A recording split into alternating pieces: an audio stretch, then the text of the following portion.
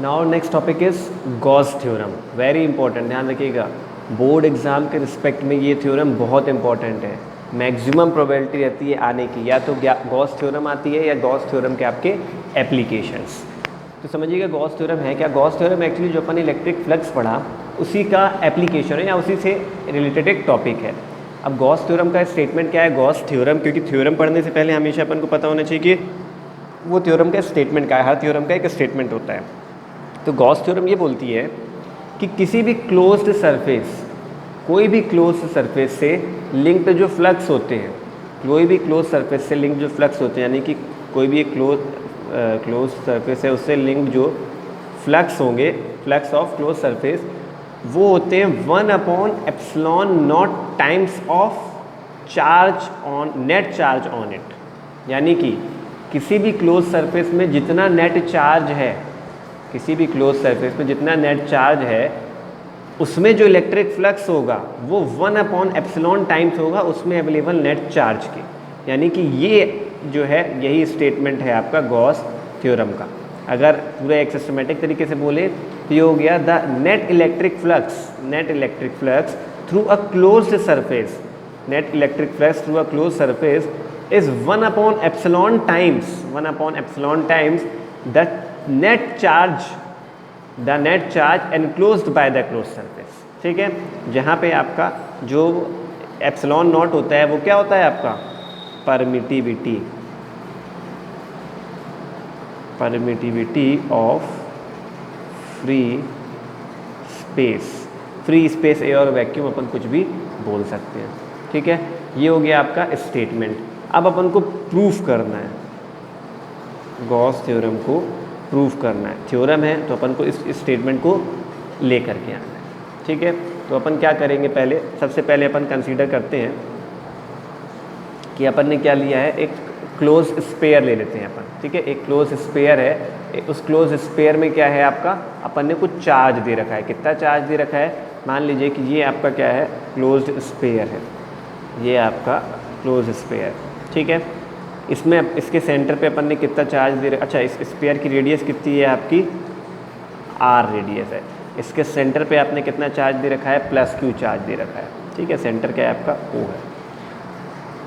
इस स्पेयर की सरफेस पे यहाँ कहीं पे अपन एक छोटी सी सरफेस डिफाइन करते हैं।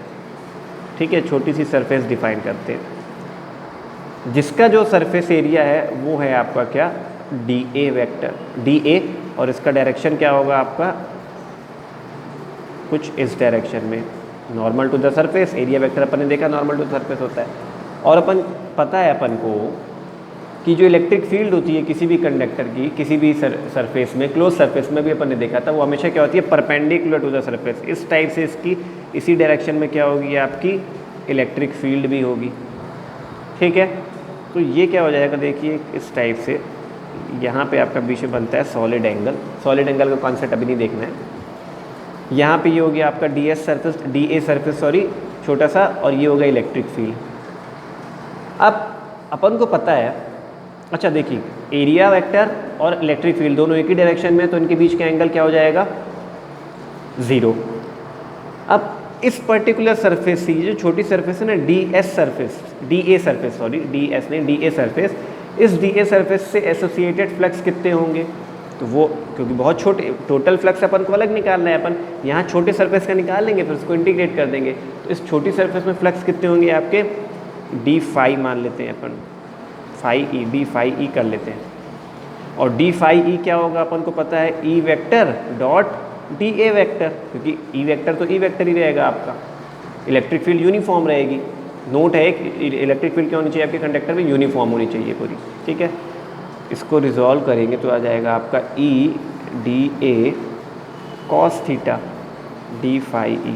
अब सिंस थीटा इक्वल टू क्या है आपका 0 डिग्री है, तो d∅e इक्वल टू जाएगा आपका EdA। ठीक है, अब आपको निकालना क्या है, नेट फ्लक्स निकालना है या टोटल फ्लक्स। तो टोटल फ्लक्स निकालने के लिए आपको क्या, ∅e कैलकुलेट करना है, आपको ∅e कैलकुलेट करना है, ∅e। और ∅e इक्वल टू क्या होगा आपका, इंटीग्रेशन ऑफ d∅e, किसके लिए, क्लोज्ड सरफेस के लिए। ये जो इंटीग्रेशन है साइन लगा रखा है ना ये सर्कुलर, ये बताता है आपका क्लोज सरफेस के लिए। ठीक है, यहाँ पे एस नहीं ए लेंगे अपन, क्योंकि अपन ने एरिया क्या लिया, ए लिया, इसलिए ए रिप्रेजेंट करेंगे। ठीक है, क्लोज सरफेस जिसका एरिया क्या है, ए है, और स्पीयर है ये। ठीक है, अब यहाँ पे phi E is equal to A E d A आ जाएगा आपका। अब क्योंकि यूनिफॉर्म इलेक्ट्रिक फील्ड है, यानी इलेक्ट्रिक फील्ड क्या है, कांस्टेंट है, तो phi E is equal to E integration of A d A. Phi E is equal to, E की वैल्यू क्या होती है, 1/4 pi epsilon naught q upon r square. R आपकी रेडियस थी स्पेयर की, और ये क्या हो गया, net surface area of sphere, और स्पेयर का सरफेस एरिया कितना होता है पता है अपन को, 4 पाई आर स्क्वायर। ठीक है, अब phi E is equal to 4 pi से 4 पाई कटेगा, आर स्क्वायर से आर स्क्वायर कटेगा, बचेगा क्यू एन एप्सिलॉन नॉट, तो 1/एप्सिलॉन नॉट इनटू क्यू। और यही तो आपकी गॉस थ्योरम बोल रही थी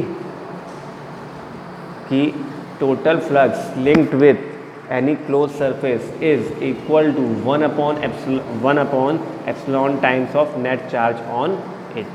तो ये क्या हो गई आपकी प्रूफ, आपकी थ्योरम प्रूफ हो गई। ठीक है, अब एक पॉइंट याद रखिएगा, क्या जो गॉस थ्योरम, अच्छा एक चीज़, जो आपके फ्लक्स आए क्या कहीं ज्योमेट्री पे डिपेंड किए, नहीं डिपेंड किए। यानी कि जो आपका गॉस थ्योरम है वो साइज़ के लिए इंडिपेंडेंट होती है। तो एक नोट लिखिएगा कि गॉस थ्योरम